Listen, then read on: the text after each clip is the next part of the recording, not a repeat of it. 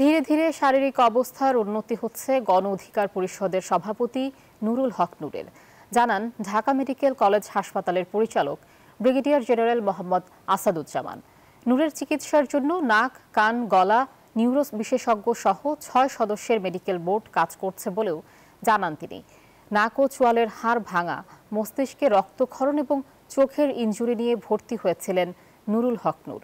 সময়ের সাথে সাথে ভাঙা হাড় জোড়া লেগে যাবে বলে জানান পরিচালক। এছাড়া সবশেষ সিটি স্ক্যান রিপোর্টেও মস্তিষ্কে রক্তক্ষরণের বিষয়টি কমে আসছে বলেও জানান তিনি।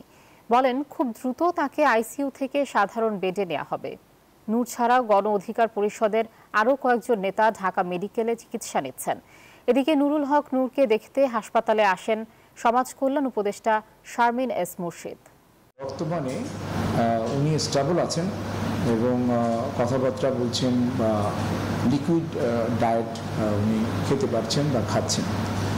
ওনার যে সমস্যাগুলো ছিল সেটা মূলত 4টা সমস্যা। একটা হচ্ছে ওনার নাকের হাড় ভেঙে গেছিল, ম্যাক্সিলা যেটা মুখের একটা হাড়, একটা ক্রাক আছে, আর ওনার চোখে একটু ইনজুরি, যেটা আমরা সাবকনজেন্টাল হ্যামোরেজ বলি, সেখানে ডান চোখে এরকম হ্যামোরেজ আছে।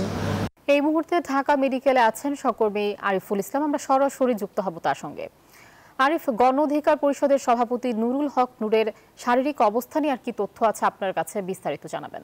কাজী আশা কিছুক্ষণ আগে ঢাকা মেডিকেলের যে পরিচালক রয়েছেন তিনি গণমাধ্যমে এসে কথা বলেছেন, আর আমরা সেই সাথে যে গণ অধিকার পরিষদের যে সভাপতি নুরুল হক নূর তার শারীরিক অবস্থা সম্পর্কে আমরা জানতে চেয়েছিলাম।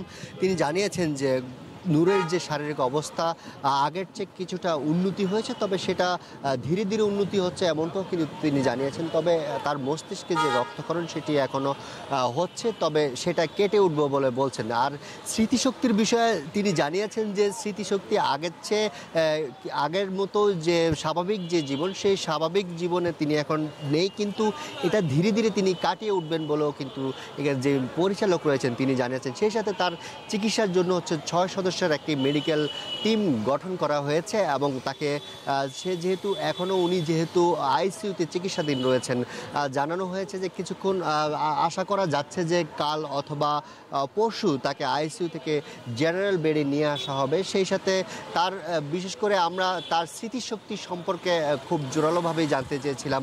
ঢাকা মেডিকেল পরিচালক বলছিলেন যে তার স্মৃতিশক্তি হচ্ছে যে বর্তমানে যে অবস্থা রয়েছে সেটি অস্বাভাবিক, কিন্তু এই যেই অস্বাভাবিক কিন্তু সেটা তিনি আশা করা যাচ্ছে যে ক্রমান্বয়ে তিনি তার স্মৃতিশক্তি ফিরে আসবে এবং স্বাভাবিক পর্যায়ে যাবেন।